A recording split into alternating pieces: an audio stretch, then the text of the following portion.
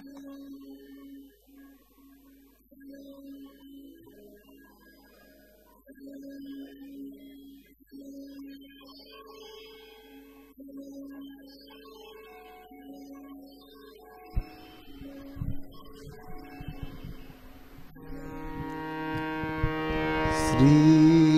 गणेशाय नमः।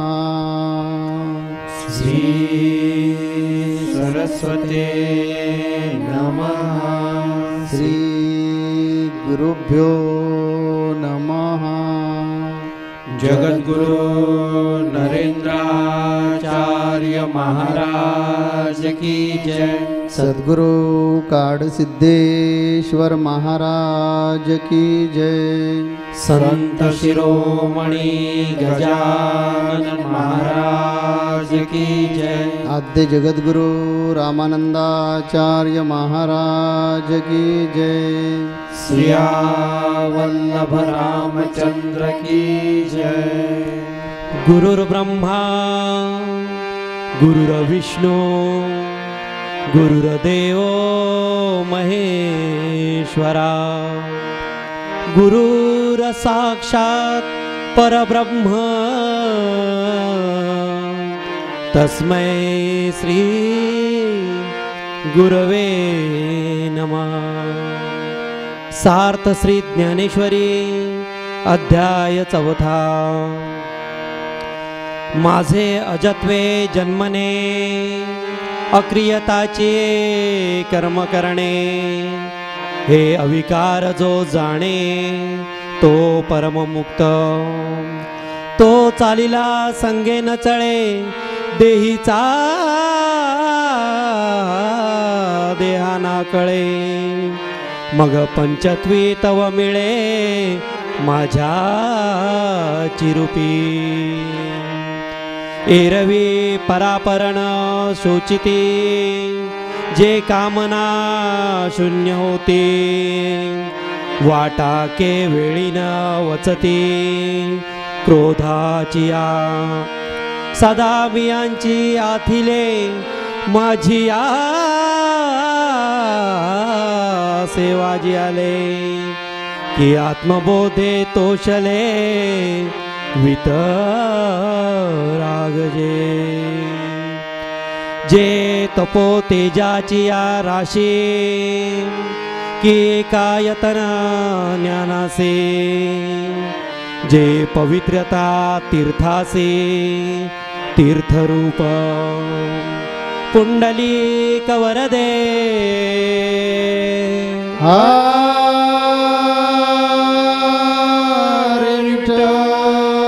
श्री ज्ञानदेव तुकाराम पंढरीनाथ महाराज की जय।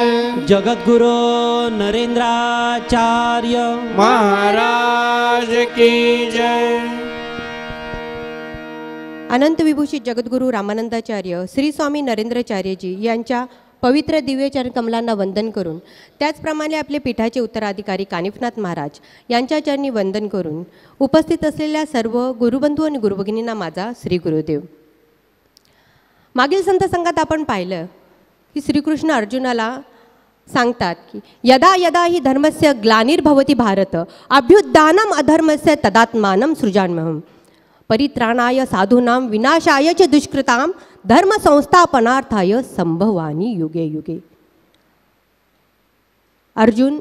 अर्जुनाला श्रीकृष्ण सांगतात की ज्या ज्या वेळेला धर्माला ग्लानी येणार आहे, ज्या ज्या वेळेला अधर्म बोकाळणार आहे, त्यावेळेला त्या स्थितीला मी काय करणार आहे, त्या वेळेला अवतार, त्या युगामध्ये मी अवतार घेणार आहे। आणि जो हा अवतार, माझा जो हा अवतार आहे, जो तो जाणणार आहे तोच खरा विवेकी आहे, तोच खरा विचारवंत आहे। हे आपण मागील संत संघामध्ये आपण पाहिलेलं आहे। आज आपण श्रीकृष्ण अर्जुनाला काय सांगतात, आज काय उपदेश देतात आहे ते आपण ह्या आजच्या संत संघामध्ये पाहणार आहोत। श्रीकृष्ण अर्जुनाला सांगतायत की ज्या ज्या वेळेला धर्माला ग्लानी येते त्या वेळेला मी जो अवतार घेतो, तो अवतार म्हणजेच दिव्य जन्म व कर्म हे जे जाणतो व हे जे जाणतो ना तो जन्म परत घेत नाही, त्याला तो माझ्या स्वरूपाशी काय होतो, एकरूप होतो. म्हणजेच हे काय आहेत, दिव्य आत्मे आहेत. जे परमेश्वराशी त्या परब्रह्माशी एकरूप होतात ते कोण असतात, तर दिव्य आत्मे असतात, जे आत्मानंदामध्ये नेहमी विलीन असतात. मग पुढे श्रीकृष्ण अर्जुनाला सांगतात की मी जे आता तुला सांगणार आहे ते जे आत्मज्ञानी पुरुष आहेत त्या आत्मज्ञानी पुरुषांबद्दलच मी आता तुला सांगणार आहे. मग त्या आत्मज्ञानी पुरुषांची जी लक्षणं आहेत ती आता नीट ऐक. श्रीकृष्ण अर्जुनाला सांगतात, हे अर्जुना, जे ज्ञानी पुरुष असतात, जे ते कोणत्याही विषय सुखाच्या मागचा पुढचा शोक करत बसत नाहीत, ते विषय विरहित असतात. म्हणजेच काय, ते कोणत्याही कधीही ते हुरळून जात नाहीत. दुःख आलं तरी आणि सुख आलं तरी पण ते कधी काय हुरळून जात नाहीत. इथे मला उदाहरण द्यावंसं वाटतं तुकाराम महाराजांचं. तुकाराम महाराज सावकार होते. तुकाराम महाराजांच्या गावी ज्या वेळेला दुष्काळ पडला, त्या दुष्काळामध्ये त्यांचं सगळं घरदार, म्हणजे सगळं घरदार, आई वडील मुलं सगळं बायको, हे सगळं त्या ह्याच्यामध्ये काय केलं, सगळे निघून गेले. त्यावेळेला तुकाराम महाराज म्हणाले, तुकाराम महाराज दुःख करत बसले नाहीत, शोक करत बसले नाहीत. ते काय म्हणाले, बरे झाले देवा निघाले दिवाळे, बरी ही दुष्काळी पीडा गेली, अनुतापे तुझे राहिले चिंतन, झाला हा वमन संसार. म्हणजे ते त्या शोक करत बसले नाहीत की माझा मुलगा गेलाय, वडील गेले, ताई गेले, बायको पण गेलेली आहे, ह्याच्यामध्ये ते शोक करत बसले नाहीत. तर त्यांनी काय केलं, परमेश्वराच्या नामामध्ये त्यांनी स्वतःला वाहून घेतलं. तसेच आपली जगद्गुरू माऊली आहे. जगद्गुरू माऊलींना पण ज्या वेळेला जगद्गुरू ही पदवी देण्यात आली त्यावेळेला त्यांना काही अटी घालण्यात आल्या. त्यांना सांगण्यात आलं की तुम्ही तुमच्या भक्तगणांमध्ये मिसळायचं नाही, त्यांना दर्शन द्यायचं नाही, जवळ कोणाच्या जायचं नाही. ज्यावेळेला अशा अटी घालण्यात आल्या त्यावेळेला जगद्गुरू माऊलींनी पण त्यांना सांगितलं की मला हे पदच नको, तुमचं जगद्गुरू हे पदच नको. का, तर मला माझी मुलं, मला माझ्या भक्तगणांमध्ये मिसळायला जास्त आवडतं. म्हणजे इथेच काय आहे, तर जगद्गुरू माऊलींनी हा विचार केला नाही की तुम्ही जगद्गुरू आहात. जर थोडंसं चुकीचा संदेश जाईल म्हणून मी हस्तक्षेप केला आहे की तुम्ही जगद्गुरू आहात आणि धर्मसंस्थेला हे मान्य नाही, राजा नेहमी राजाच्या ठिकाणी राहायला पाहिजे. तो उठसूट जर प्रजेमध्ये जाऊ लागला तर ते पद ते काय राहील. असं योग्य वेळ येईल, सगळा समाज आलेला असेल, तुम्हाला ज्यावेळी सन्मानानं बोलवलेलं असेल त्यावेळी जाणं उचित आहे. अर्थात जो व्यावहारिक पद्धत होती, प्रथा होती, त्याप्रमाणे सांगण्यात आलं. परंतु आम्ही त्याचा अव्हेर केला. आम्ही सांगितलं आम्हाला हे पद दिलं नाही तरी चालेल, कारण मला वाटतं माझा जन्म जो आहे तो आजची जी परिस्थिती आहे, कलियुग संपत आलंय, पाप हे अति झालंय, काळ हा झालाय क्रूर, रे मानवा आता तरी जागा तू हो ना. साऱ्या संतांनी सांगितला श्रेष्ठ हा जन्म, नरदे येऊनी करावे कर्म म्हणून तू जन्म घेना. हे सांगण्यासाठी कदाचित विधात्यानं ही माझ्यावर जबाबदारी टाकलेली असेल आणि ती जबाबदारी झिडकारणं माझं काम नाही आहे. त्यामुळे ते मी कर्म करत राहिलो तर मी वेगळाच आहे आणि कर्म हा देह करत राहणार आहे. आणि त्यामुळे ते करणं योग्य आहे, गरजेचं आहे असं वाटल्यामुळे आम्ही अतिशय विनम्रपणे सांगितलं की या माझ्या कृतीमुळे, या कर्मामुळे जर या पदाची शोभा कमी होणार असेल तर कृपा करून हे पद आम्हाला दिलं नाही तरी बरं होईल, असा त्याचा अर्थ आहे. तेव्हा पुढे बोला, त्यांना काय सांगायचं ते आपण त्यांनी पुढे कंटिन्यू करावं. श्री गुरुदेव माऊलींनी चांगलं जे मला कळलं नव्हतं तेही सगळे माऊलींनीच सांगितलेलं आहे. पुढे श्रीकृष्ण अर्जुनाला सांगतात की हे अर्जुना, जो ज्ञानी पुरुष आहे तो कधी क्रोधाच्या मार्गाला जात नाही. म्हणजे जे ज्ञानी असतात, सत्पुरुष असतात, ते कधी राग करत नाहीत. इथे मला छानसं उदाहरण द्यावंसं असं ज्ञानेश्वर माऊलींचं. ज्ञानेश्वर माऊलीं ज्या वेळेला त्यांच्या आईवडिलांनी देहांत प्रायश्चित्त केलं आणि देहांत प्रायश्चित्त केल्यानंतर त्यांना शुद्धीपत्र हवं होतं म्हणून ते पैठणला गेले. पण तिथे त्यांनी सगळ्यांनीच काय केलं, त्यांच्यावरती त्यांना सगळ्यांनीच त्रास दिला. त्यांना ते जरी भिक्षा मागायला गेले तरी त्यांना भिक्षा मिळत नसे. मग असं असताना सुद्धा त्यांनी काय केलं, क्रोध केला नाही, कधी रागवले नाहीत. का तर जे सत्पुरुष असतात, जे ज्ञानी असतात, ते कधी रागवत नाहीत. तशीच आपली गुरुमाऊली पण नाही. बघा आपल्याला ज्यावेळेला त्यांना माहिती असतं की हे जे अज्ञानी जीव आहेत त्यांना मी कळलेलं नाही आहे, म्हणून येशू ख्रिस्ताला सुद्धा ज्या वेळेला सुळावर चढवलं आणि खेळ ठोकत होते, असंख्य मरणोत्प्राय यातना त्यांना होत होत्या, पण येशू काय म्हणाला की देवा हे अज्ञानी लोक आहेत त्यांना क्षमा कर, कारण हे जे काम चालू आहे, हे मी जे उपदेश देत आहे, हा मी तुझा संदेश लोकांपर्यंत पोचवत आहे, तो ह्या जनसामान्यांना कळत नाही, जडमुडांना कळत नाही आहे. आणि त्यामुळे त्यांना वाटतं की हा आमच्या मनाविरुद्ध काहीतरी दंभाचार पसरवतो आहे, काहीतरी अत्याचार पसरेल, ह्याच्यामुळे काहीतरी ईश्वरी कोप होईल, कारण ईश्वरी तत्वाच्या पलीकडचं काहीतरी हा ज्ञान देतो आहे, असा त्यावेळच्या लोकांचा भ्रम झाल्यामुळे त्याने उचलला आणि सरळ येशूला सुळावर चढवलं आणि खेळच ठोकून टाकले. पण तेही रागवले नाहीत.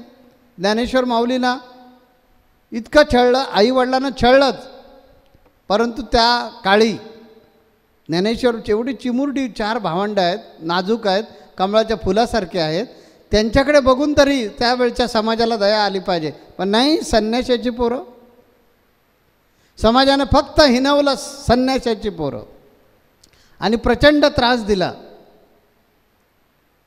परंतु ज्ञानेश्वर महाराजांना कधीच वाईट वाटलं नाही, कारण त्यांना माहिती होतं की हा समाज अज्ञानी आहे आणि अज्ञानपणामुळे तो आमच्याकडे शुद्धीपत्र मागतो. त्यांच्याकडे शाब्दिक पांडित्य आहे, पण खऱ्याखुऱ्या मीचा शोध त्यांना लागलाच नाही. आणि म्हणून ते शाब्दिक पांडित्य, आपलं तत्त्वज्ञान जबरदस्तीनं आमच्यावर लादतायत आणि तुम्हाला शुद्धीपत्र मिळाल्याशिवाय तुमची मुंज होऊ शकत नाही, मुंज होणार नाही, तुम्ही शुद्धीपत्र आणा. अर्थात कुठल्या धर्मग्रंथामध्ये असं दिलेलंच नाही, कारण विठ्ठल पंतांचं हे एकमेव उदाहरण आहे की संन्यास घेतल्यानंतर परत ग्रस्तामध्ये यायचं आणि ग्रस्त होऊन मुलं बाळं व्हावी, प्रपंच व्हावा, आणि हा प्रपंच आला की त्यांना होणारे जे संतती असेल, या संततीला सुद्धा मुंज करण्याचा अधिकार राहील, तेही ब्राह्मण म्हणून जगू शकतात, असं कुठल्याच ग्रंथात नाही आहे. कारण अशी पहिलीच घटना असल्यामुळे या मुलांना कुठेही शुद्धीपत्र मिळणार नाही, हे त्यावेळच्या विद्वानांना माहिती होतं. मग आपली विद्वत्ता सकारात्मक विचाराकडे घालवण्याऐवजी ती जास्तीत जास्त काटा कसा काढता येईल, काम आणि क्रोध हा त्यांच्यामध्ये जादा भरून असल्यामुळे कुणी असा विचार केला नाही की ह्या मुलांचा दोष काय आणि ह्याच्यात विठ्ठल पंतांचा सुद्धा दोष काय. त्यांनी गुरु आज्ञा पालन केलेले आहे, त्यांनी संन्यास घेतला आणि ते काशीला राहिले, गुरुने आज्ञा केली, त्यामुळे सर्वस्वाचं ज्यानं बलिदान दिला तो महान, की आम्ही जे तत्त्वज्ञान त्यांच्या समोर ठेवतोय ते महान. हा विचार करण्यासाठी विवेकी बुद्धीची आवश्यकता असते. जर त्यावेळी विवेक निर्माण झाला असता तर मला वाटतं शुद्धीपत्र पण नको होतं आणि देहांत प्रायश्चित्ताची सुद्धा आवश्यकता भासली नसती. उलट विठ्ठल पंतांचा उदो झाला असता की केवढा मोठा महान त्याग आहे. आपल्या गुरुसाठी जसं गोरक्षनाथाने आपला डोळा काढून दिला आणि सांगितलं घ्या पण वडे द्या. माझ्या गुरूंची इच्छा आहे ना, ती गुरूंची इच्छा तृप्त होण्यासाठी माझा जर डोळा कामी येणार असेल तर तो घ्या. किती सर्वस्वाचं बलिदान केलं होतं. विठ्ठल पंतांनी सुद्धा समजून उमजून खड्ड्यात उडी मारली होती. त्यांना ठाऊक होतं की कारण विठ्ठल पंत काही कच्चे नव्हते, हे लक्षात घ्या. आणि त्यांचे जे गुरु होते ते सुद्धा सामान्य नव्हते, ते पण असामान्य होते. की मी माझ्या शिष्याला दुःखाच्या खाईत ढकलतोय, उंच कड्यावरून जसं एखाद्याला ढकलून द्यावं अशा प्रकारे करतोय, हे त्यांनाही माहिती होतं. तरीसुद्धा त्याने आज्ञा केली होती, कारण ती नियतीची इच्छा होती. जसं शिवाजी महाराज म्हणायचे की स्वराज्य किंवा हिंदवी स्वराज्य स्थापन करणे ही श्रींची इच्छा आहे. श्री म्हणजे त्या भगवंताची इच्छा आहे. का तर हे जे आपले संस्कार आहेत, आपली संस्कृती आहे, ही वाचायची असेल तर अधर्मानं जे फोपावलेलं राज्य आहे, अधर्मरूपी या राज्यामध्ये जो कॅन्सर घुसलेला आहे आणि लोकांनी आपला धर्म टाकला आहे आणि मलेच्छांचं मर्दन चालू झालेलं आहे, तर हे कुठेतरी थांबणं गरजेचं आहे. नाहीतर आपल्याला कधी नामस्मरण ऐकायला मिळणार नाही, आपले संस्कार बघायला मिळणार नाहीत. यासाठीच कदाचित माझा जन्म झाला असेल आणि त्यामुळे माझं ते आद्य कर्तव्य आहे. असतील माझ्याकडे चिमूटभर, पण ती ईश्वराची इच्छा आहे, श्रींची इच्छा आहे. त्यामुळे कोणत्याही परिस्थितीमध्ये हिंदवी स्वराज्य स्थापन झालंच पाहिजे. हे ज्ञानी असतात. इथे भगवान कृष्ण अर्जुनाला सांगतात की जे माझ्यावर पूर्ण ठाम विश्वास ठेवून असतात ते माझ्यात लीनच झालेले असतात, ते माझ्यात विलीनच झालेले असतात, कारण त्यांना मी कळलेला असतो. चला मूळ विषयाकडे या. श्री गुरुदेव माऊली. पुढे श्रीकृष्ण अर्जुनाला सांगतात की ह्या अर्जुना, जे ज्ञानी सत्पुरुष असतात ते माझ्या स्वरूपाशी एकरूप झालेले असतात, ते माझ्यातच असतात. इथे एक छानसं उदाहरण द्यावंसं वाटतं की रामकृष्ण परमहंस हे स्वतःचीच पूजा करायचे. ते स्वतःचीच पूजा का करायचे? तर चराचरातील देव आहे तो माझ्यातच आहे हे त्यांनी जाणलं होतं. जे सत्पुरुष असतात, सद्गुरू असतात, ते त्यांना माहिती असतं की मी कोण आहे. तसेच आपले जगद्गुरू माऊली हे सुद्धा आपले ठामपणे सांगतात की मीच देव आहे. हे ठामपणे का सांगतात? की त्यांनी पण जाणलेलं आहे की ह्या चराचरामधला देव काय आहे? माझ्यात आहे. अणु रेणू तो देव आहे, नरेंद्र म्हणे शोधून पाहे. बघा, आपण जगद्गुरू माऊलींना ज्या वेळेला श्री गुरुदेव करतो त्यावेळेला गुरुमाऊली पण आपल्याला काय करते? श्री गुरुदेव करते. का करते आपल्याला श्री गुरुदेव? तर आपल्यातलं जे तत्व आहे, परमेश्वराचं जे तत्व आहे ते त्यांनी जाणलेलं आहे. म्हणजे ते आपल्यामध्ये पण परमेश्वरच बघते. म्हणून मग ते आपल्याला काय करतात? श्री गुरुदेव करतात. का? आपण काय करतो? तर गुरुमाऊलींना व्यक्ती म्हणून बघतो. तर ती एक अफाट शक्ती आहे. ते जरी देहाने व्यवहार जरी करत असले तरी ते काय आहेत? अलिप्तच आहेत. या देहापासून अलिप्त आहेत. ते आपल्याला दिसतात, फक्त आपल्यामध्ये रममाण होतात, पण ते निरंतर चिंतन कोणाचं करतात? ते परब्रह्म परमेश्वराचंच ते चिंतन करत असतात. म्हणून हे जे सद्गुरू आहेत ते त्यांच्यामध्येच काय असतात? त्या परमात्म्यामध्येच विलीन झालेले असतात. त्यांच्याच रूपाचं ते एकरूप झालेले असतात.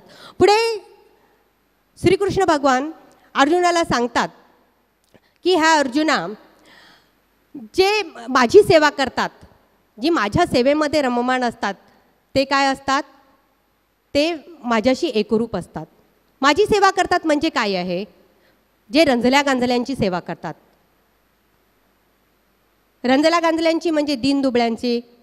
जे आपण आता उदाहरणच द्यायचं असेल तर आपल्यासमोर आहेत जगद्गुरू माऊलींचंच खरं बघितलं तर जिवंत उदाहरण आहे. ज्या ज्या वेळेला जिल्ह्यांमध्ये कार्यक्रम होतात, उपक्रम राबवले जातात, त्या उपक्रमामध्ये आपण सामाजिक उपक्रम घेतो. त्या सामाजिक उपक्रमामध्ये दीनदुबळ्या गरीब जी जनता असते त्यांना आपण त्यांच्या उपजीविकेसाठी विविध प्रकारचे आपण त्यांना साहित्य वाटप करतो. एवढंच कशाला? आपलासुद्धा उद्धार होण्यासाठी आपल्याकडून माऊली निरनिराळ्या प्रकारच्या सेवा करून घेतात. काय सेवा करून घेतात? निष्काम सेवा, निष्काम कर्म आपल्याकडून ते करून घेत असतात. असं का करत असतात? कारण की त्यांना आपला पण उद्धार करायचा असतो. ही त्यांची निस्पृहता आहे खरी बघितली तर. मग आपण माऊलींचा सुवर्ण महोत्सव साजरा केला. त्या सुवर्ण महोत्सवामध्ये माऊलीने आपल्याकडून काय केलं? देहदान, रक्तदान असे मोठे मोठे उपक्रम आपण कधी केलेसुद्धा नसते. आपण जरी विचार केला असता तरी आपण केलं असतं का? अजिबात नाही. आपल्याला ते सहजच शक्य झालं नसतं. पण असं एवढं मोठं कार्य माऊलींनी काय केलं आहे? आपल्याकडून करून घेतलेलं आहे. कुंभमेळ्यामध्ये अहोरात्र 24 तास अन्नदान चालत होतं. मग अन्नदान, एवढं 24 तास अन्नदान सहज शक्य होतं का? पण त्यांनी ते आपल्याकडून करून घेतलं. बघा किती त्यांचा मोठेपणा आहे, किती निस्पृहता आहे माऊलींकडे. मोठेपणा नाही, ते गुरूंचं कामच असतं, संताचं ते कामच आहे. त्याच्यात मोठेपणाचा काहीच संबंध नसतो. कारण गुरु हा भगवान कृष्णानं सांगितलेला आहे तशा प्रकारे तो वेगळ्या फॉर्ममध्ये आलेला असतो आणि तो काम करून घेणं, रंजले गांजल्यांची सेवा करून घेणं हे कार्य हे गुरुचंच आहे, भगवान कृष्णाचंच आहे. आणि मला वाटतं आम्ही सगळेजण ते भगवान कृष्णाच्याच पायिक आहोत. आम्हाला तो देव कळलेला आहे. अर्जुनाला मात्र इथं भ्रम झाला आहे. आजचा अर्जुन आपण आहात म्हणून मला शोधत बसता. कसं काय उठवतात मला? मी 4 वाजता उठवायला सांगितलं, मग मी आता कुठे नांदेडला आहे आणि नांदेडवरून सांगितलं तर कसं काय उठवलं मला? असा भ्रम निर्माण होतो. ज्यावेळी तुम्हाला कळेल की अरे ते माझ्या हृदयातच आहेत. त्यामुळे मी जे इथे बोललो की मला 4 वाजता उठवा, ते कशाला नाणीजला जाण्याची काय गरज आहे? नाणीजला काय आहे? त्या चैतन्याचं घर आहे, परंतु ते चैतन्य माझ्यातच आहे. आणि त्यामुळे मी इथेच बोललो, इथेच ऐकलं, इथेच उठवलं आहे. फक्त मला भ्रम झाल्यामुळे, माझ्यामध्ये कामक्रोधादी विकार असल्यामुळे मी शोधायला गेलो नाणीजला की मी मनात सांगितलं 4 वाजता उठवा. ह्यांना तिकडे कळलं कसं? ते पण अगोदर सांगितलं, आदल्या दिवशी सांगितलं आहे आणि बरोबर पहाटे 4ला येऊन उठवलं कसं? माझं घर माहिती नाही, मी झोपलो आहे कुठे तो माहिती नाही आहे आणि उठवतातच कसे? जसा अर्जुनाला भ्रम झाला तशा प्रकारचा भ्रम आपल्याला होतो. तसा भ्रम आम्हाला का होत नाही? तर आम्ही भगवंतमय झालो आहे. आम्हाला ठाऊक आहे या चराचरामध्ये मीच आहे. आणि गीतेमध्ये शेवटी हत्यार उचलण्यापूर्वी भगवान कृष्ण तेच सांगणार आहे की अर्जुना बाद झाला, आता भरपूर झालं, चाल उचल शस्त्र.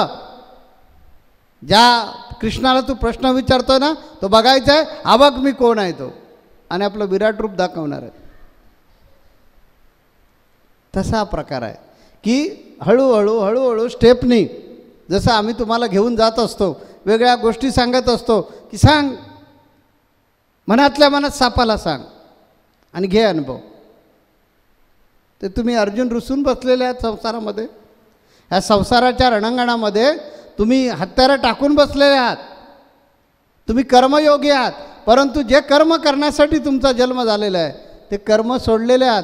आणि मला कसं काय जमणार? माझी बायको, माझी मुलं, मला नोकरी, आणि ती सुट्टी कशी मिळणार? आता पेपर तपासायचे स्वामी, रजा कशी मिळणार? नाही तर मी आलो असतो. त्यासाठी त्या अर्जुनाला जागृत करावा लागतो आणि म्हणून या सगळ्या गोष्टी सांगाव्या लागतात. भगवान कृष्णाने सुद्धा तेच केलं की भगवान कृष्ण आता निर्धारपूर्वक अर्जुनाला उठवण्याचा प्रयत्न करतो. झोपलेला त्याच्या अंतःकरणाला जागृत करण्यासाठी भगवान कृष्णसुद्धा निक्षून सांगायला सुरुवात करतात. ते काही नाही की ज्या ज्या वेळेला असा अधर्म माजतो त्या मीच जन्म घेतो, हे लक्षात ठेव. आणि वेगळ्या फॉर्ममध्ये असेल, वेगळ्या रूपामध्ये असतो, परंतु कुठलाही फॉर्म मी घेतला तर दीनदुबळ्यांचा, गोरगरिबांचा, जगी ज्यास कोणी नाही त्यास देव आहे, निराधार आबाळाचा तोच भारस आहे, असा मी आहे. आणि तो मी तुला कळला नसल्यामुळे तू शोधत बसलेला आहे. हे कसं काय बाबा शक्य असेल? माझ्या पूर्वजांना माहिती नाही, माझ्या पूर्वजांनी कधी पाहिला नाही सूर्याचा जन्म कधी झाला तो, आणि त्या सूर्याच्या अगोदर तू कसा असशील? आणि तू तर आता आमचा नातेवाईक आहेस. कृष्ण आणि पांडव हे नातेवाईक आहेत, तर तू तर नातेवाईक आहे. काल परवा आमच्याबरोबर जन्माला आलास आणि त्यावेळचा कसा असशील? आम्ही पण बऱ्याच वेळा सांगतो की तुम्ही माझे सवंगडी आहात. तुम्हाला फक्त माहिती नाही तुम्ही कोण आहात, पण माझ्या अवतार कार्यातले तुम्ही माझे मागचेच सगळे सोयरे सोबती आहात, सवंगडी आहात. आणि म्हणून बघा ना, मागच्या ज्या अंतःकरणातल्या ज्या खुणा आहेत त्या जागृत झाल्यानंतर तुम्हाला वाटतं की नाही, ही माझी बायको, हा माझा मुलगा, हे जेवढे माझ्या जीवाच्या कंटच आहे तेवढी माऊलीसुद्धा आपलीच आहे. हो, कधी असं वाटतं का की ते अमुक समाजातले आहेत, अमुक गावचे आहेत, अमुक ठिकाणचे आहेत, त्यांचा माझा कधीच संबंध आला ना, रक्ताचं नातं, असं कधी मनात वाटतं का? का वाटत नाही? तर त्या जुन्या स्मृती ज्यावेळी जागृत होतात त्यात तुम्हाला नक्की वाटतं मनामध्ये की आपला आणि स्वामींचा काहीतरी नक्की संबंध आहे. नाही तर एवढं प्रेम त्यांच्यावर कशाला करू? त्याने आज्ञा केली मरणोत्तर देहदान कर, हो माऊली हा फॉर्म घ्या. अरे मी माझ्या नवऱ्याचं पण ऐकणार नाही, माझ्या मुलांचं ऐकणार नाही, किंवा मी माझ्या बायकोचं ऐकणार नाही. एवढं यांचं का ऐकतो? ते रागावले तरी म्हणतो फुलं पडली, बरं झालं, बरं झालं, फुलं पडली माझ्यावर. एवढा का आनंद होतो मला? ह्यांना काय अधिकार माझ्यावर आगवण्याचा? ह्यांना काय अधिकार माझ्यावर अधिकार गाजवण्याचा? पण त्याने अधिकार गाजवला नाही. कसंसं वाटतो. आज माऊलीने माझ्याकडे बघितलंच नाही, माझ्याबरोबर काय बोललेच नाहीत. असं का वाटतं? तर ऋणानुबंध आहे मागचा. त्यामुळे इथे ज्यावेळी आपली जोडगळी जमली ना, त्याचवेळी तुम्ही ठरवून टाकलेले आहात, हाच माझा श्वास आहे. आता तुम्ही माझ्यावर प्रचंड प्रेम का करता ते मला माहिती आहे, कारण तुम्ही कोण आहात आणि मी कोण आहे हे मला 100% माहिती आहे. तसं अर्जुना, तुला जे आता मी सांगतोय ना की युद्ध कर, ह्याच्यावर शंका घेऊ नकोस, त्याला काहीतरी अर्थ आहे. अरे तू आणि मी अनेक जन्म घेतलेत, हे तुला माहिती आहे का? ते माहीत नसल्यामुळे तू प्रश्न विचारतोयस की सूर्याला तू सांगितलं कसं काय शक्य आहे? आणि सूर्याचा जन्म आम्ही बघितलेला नाही. मी काय, माझ्या पूर्वजांनी बघितलं, माझ्या दादा परदादांनी कधी सांगितलं नाही सूर्याबद्दल, आणि तू आज सांगतोयस. आणि तुझं वय काय? आमच्याबरोबर इथंच आहे. त्यामुळे तुला हा भ्रम पैदा झाला आहे. पण जे तपस्वी असतात, जे भगवत भक्त असतात, त्यांना ठाऊक आहे मी किती अनादी आहे, तो मी कोण आहे ते त्यांनी ओळखलेलं आहे. आणि त्यांनी ओळखलं आहे म्हणून ते माझ्यामध्ये विलीन झालेले आहेत, भगवतमय झालेले आहेत. तसं तुझं कर्तव्य आहे. ते शंका कुशंका घ्यायच्या भानगडीत तू पडूच नकोस. तू जागृत हो आणि काय कर, माझा होण्याचा प्रयत्न कर. मला भक्तिभावाने जे भसतात त्याच प्रमाणामध्ये मी प्रीती करतो, हे लक्षात ठेव. मनी नाही भाव, देवा मला पाव, देव बाजारातला भाजीपाला नाही रे. देव अशानं पावायचा नाही रे. आपल्याला अभंग घेता आला असता, पण आपलं टायमिंग संपलेलं आहे, फक्त 1 मिनिट उरलेलं आहे. तेव्हा जे मला भक्तिभावानं भसतात त्यांचा मी आहे. म्हणून मला चोकोबांची ढोरं ओढायला जावं लागतं, म्हणून मला सावता माळ्याची भाजी कुडावी लागते, म्हणून मला जनीचं दळण दळावं लागतं, म्हणून मला विदुराच्या कण्या खाव्या लागतात. दुर्योधनाचा मी पाहुणा असतो, दुर्योधनाकडे मी जातो फक्त निरोप घेऊन, त्याला भेटण्यासाठी जातो, पण भोजन घेण्यासाठी आणि विश्राम करण्यासाठी विदुराकडेच जातो. अरे वेडा, जे माझे आहेत, जे माझ्यावर प्रेम करतात, त्यांना तेवढ्याच पट्टीमध्ये माझं प्रेम प्राप्त होतं. गजानन महाराजांच्या पोथीमध्ये तेच सांगितलेलं आहे. जैसी श्रद्धा तैसे त्याला, जशी श्रद्धा आपण ठेवतो तशा प्रकारचा त्याला अनुभव येतो. इथे काय शिकायचं आपण, की आपण सुद्धा देवावर अंतःकरणपूर्वक श्रद्धा ठेवली पाहिजे. त्यांच्यासाठी वाहून घेतलं पाहिजे स्वतःला. मी कोणी नाही, त्यांच्यापुढे कोणी नाही असं ज्या दिवशी समजू, त्या दिवशी तुम्ही देवाचे व्हाल. आम्हाला 3 महिन्यामध्ये माझं जे उच्चतम ध्येय होतं, अंतिम ध्येय होतं, ते का गाठलं, तर मी देवाला जो बिलगलो तो कसा बिलगलो पहा. गजानना तुझ्या आम्ही पायातील व्हाणं, याचक तुझ्या आम्ही द्यावे समाधान. अरे देवा, आम्ही घुंगुरड्या समान आहोत, न कळे पाप न कळे पुण्य, नको नको मद नाशिवंत सुख. आम्ही घुंगुरड्या समान आहोत, तुझ्या पुढे काय आमची भिशात लागून गेली. तू आमचं सर्वस्व आहे. माझं सुखदुःख जाणणारा तुझ्यासारखा, तुझ्यापेक्षा आणखीन कोण सक्षम असूच शकत नाही. ओकटा प्रपंच लटकी नाती, हा ओकटा प्रपंच आहे, म्हणजे अर्धवट प्रपंच आहे. ही लटकी सगळी नाती गोती आहेत, ही नको आहेत. अशा प्रकारे ज्यावेळी त्याग करता आणि त्या ईश्वराला जाऊन झोमणार, त्यावेळी तो ईश्वर, भगवत किंवा तो भगवान तुमच्यावर प्रचंड प्रेम करणार. आणि एवढं प्रेम करणार, तो आणि तुम्ही विलीन होऊन जाणार. जशी मिठाची बावली पाण्यामध्ये सोडली की तिला अस्तित्वच राहत नाही. तसं अस्तित्व तू आपलं विसरून जा, हे या ठिकाणी सांगायचं आहे. आणि इथून आज जाताना आपण हाच बोध घेऊन जायचं आहे की आता अनेक संतसंघ झाले, या संतसंघामधून आम्ही काय शिकायचं आहे. संतसंघ करायला दर आठवड्याला यायचंच आहे, पण आपल्यातला एक जो मी आहे तो हद्दपार करायचा आणि जगद्गुरू नरेंद्राचार्य महाराजांना दुसऱ्या मीनं जाऊन झोंबायचं आणि नरेंद्रमय व्हायचं. नरेंद्राची जी इच्छा आहे ती माझी इच्छा, त्याला जे आवडतं ते मग करायचं. त्याने जे सांगितलं तेवढंच ऐकायचं आणि त्याने सांगितलेल्याप्रमाणे संसार करत असताना हा माझा संसार नाही, तुझा संसार आहे. तू जबाबदारी दिलेस, कशी निस्तारायची तुझी तू बघ. मी फक्त वाहकाचं काम करेन, या गाडीचा चालक तू आहेस. देवा, या गाडीचा, माझ्या जीवन गाडीचा चालक तू आहे, मी फक्त बेल मारायचं काम करेन. थांबवायची की नाही थांबवायची तुझं तू ठरव. स्टॉप माझा आला की आता माझ्या मुलाची परीक्षा आहे, त्या परीक्षेत पास झाला पाहिजे म्हणून बेल वाजवली की त्याला पास करायचं की नापास करायचं, म्हणजे माझी गाडी थांबवायची त्या स्टॉपला की नाही थांबवायची, हे तुझं तू ठरव. माझ्या जीवनरूपी गाडीचा ड्रायव्हर तू आहेस आणि मी फक्त वाहक आहे. अशी भूमिका घेऊन आज आपण जायचं आहे. आजचा हा प्रसंग असाच आहे की भगवान कृष्ण त्या अर्जुनाला सांगतात की असा भगवत भक्त मला आवडतो आणि तो माझ्यामध्ये रममाण होऊन जातो, मग त्याला शंका कुशंका उरत नाही. जसं निष्पाप बालक आई सांगते तेच खरं आहे, तशा प्रकारे आज अर्जुना तुला व्हायला पाहिजे.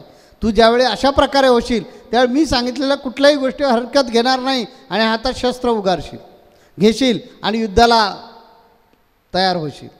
आता ह्याच्या पुढे अजून काय सांगतात ते ऐकण्याची उत्कंठा मला लागलेली आहे, आपल्याला पण कदाचित लागलेली असेल. म्हणून आपण पुढच्या आठवड्यामध्ये ते ऐकण्यासाठी परत भेटूया. जगद्गुरु नरेंद्राचार्य महाराज की जय. सद्गुरु काळसिद्धेश्वर महाराज की जय. संत शिरोमणी गजानन महाराज की जय. आद्य जगद्गुरु रामानंदाचार्य महाराज की जय. सियावर रामचंद्र की जय.